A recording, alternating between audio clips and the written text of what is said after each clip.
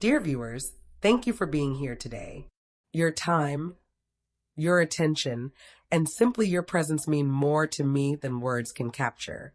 I hope this story grips you, lingers in your mind, and makes you feel every pulse of what's about to unfold. Before we dive in, don't forget to subscribe to my channel for more stories like this. She pulled off an innocent prank and ended up losing her husband for an entire year. Was it truly a mistake? Or just the hand of fate? The phone buzzed quietly on the kitchen counter, its screen flickering against the faint morning sunlight spilling through the blinds. I reached for it, expecting her usual good morning, love text. But the message that appeared was different. Gone for a while. Don't wait. My stomach twisted. I assumed it was a joke. After all, she loved pranks, but the air felt different that morning. Heavy, tense, suffocating. I remember it vividly. The way sunlight bounced off the chipped coffee mug she'd given me last Christmas. The silence in the apartment suddenly felt deafening. I called her number. Straight to voicemail. Again and again.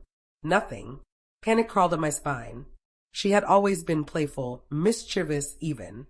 That was one of the things I loved about her. But even playfulness had limits, or so I thought. I checked our shared email, hoping for a note like, just kidding. See you at lunch. Nothing. Only an unsettling emptiness that seemed to stare back at me. Days stretched into a week.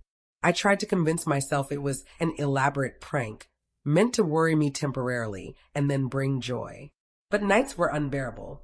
Lying in the bed that still carried her faint perfume, the apartment felt like it was closing in. I remembered her laugh just a week prior, brushing her hair back, whispering, "I like seeing you worried. It makes you human." That laughter, once comforting, now mocked me through the silence. Slowly, disbelief morphed into suspicion. I replayed every moment, every text, every subtle sign. Was it truly a prank, or had I been blind to something bigger? I started checking her phone, her social media, places I never imagined I'd look. Each time, guilt pricked at me, but anxiety weighed heavier. Something wasn't right. 3 weeks in, I started noticing tiny inconsistencies. A tagged photo of a stranger. A location check-in far from where she'd said she'd be.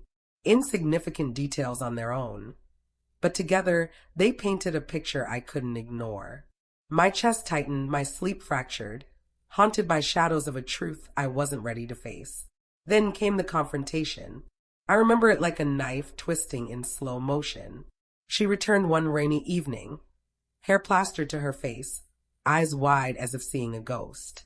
"I told you not to wait," she murmured, her voice shaking yet strangely detached.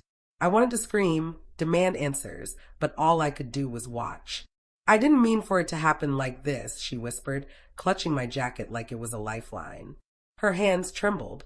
I wanted to reach for her, but all I felt was betrayal blooming in my chest like a dark flower. "It's not a joke, is it?"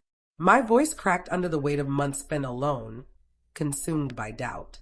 She shook her head, tears streaming silently. For a moment, I allowed myself to believe it wasn't real. Maybe she'd been kidnapped, maybe some tragic accident, but the truth refused to be ignored. The details emerged slowly, painfully. She hadn't just left, she had vanished with another man. Someone I didn't know. Someone hidden behind playful lies, teasing texts and half-truths. The revelation shattered me. I wandered our apartment like a ghost, touching objects she had left behind. Her shampoo, the crumpled throw blanket, the notebook filled with love notes once meant for me. Each item was a reminder of intimacy betrayed, instruments of torment. I couldn't reconcile the woman I loved with the one who had erased me from her life for a year. Anger followed grief, sharp and unrelenting. I wanted to scream, to strike, to demand justice. But by the time she returned, I had learned restraint in the harshest way. My heartbreak had forced patience, and patience revealed the details she had tried to hide. Her stories didn't match. Timelines were off. Her eyes betrayed a guilt she couldn't mask.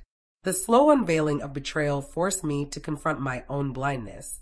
How had I missed the signs, the flirtations, the late-night messages, the sudden interest in friends I'd never met? I had trusted her blindly, and that trust had become my weakness. Months passed before I could speak without my voice cracking. Each conversation was a minefield, every smile a potential dagger. She begged for forgiveness, citing loneliness, confusion, and impulsive choices. I listened, balancing her humanity against the devastation she had caused. I realized love, even when betrayed, is complicated, both beautiful and painful, like fire on the skin. Finally, after a year of silence, soul-searching, and reflection, I made my decision. I met her in the park where we'd shared our first picnic. Autumn leaves swirled around us, golden and fiery, mirroring the storm between us. I've thought about this a lot, I said quietly. You made choices. I lived with the consequences, and I survived. She looked at me, tears glistening.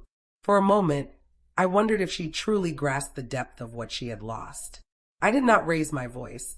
I did not scream.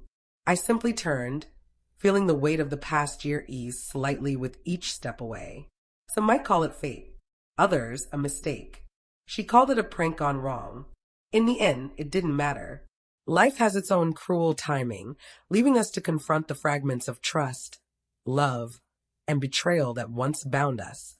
I walked alone but not defeated. Every step was a testament to resilience, to the human ability to endure heartbreak, doubt, and grief. I would carry the memory of her, the laughter, the betrayal, but I would not let it define my life. As the sun sank beneath the horizon, painting the sky in shades of fire and blood, I realized something essential. Some stories are meant to be lived through, not rewritten. Some pain is meant to shape us, teaching that trust is fragile, love is powerful, and sometimes what seems like a mistake is simply the course of fate.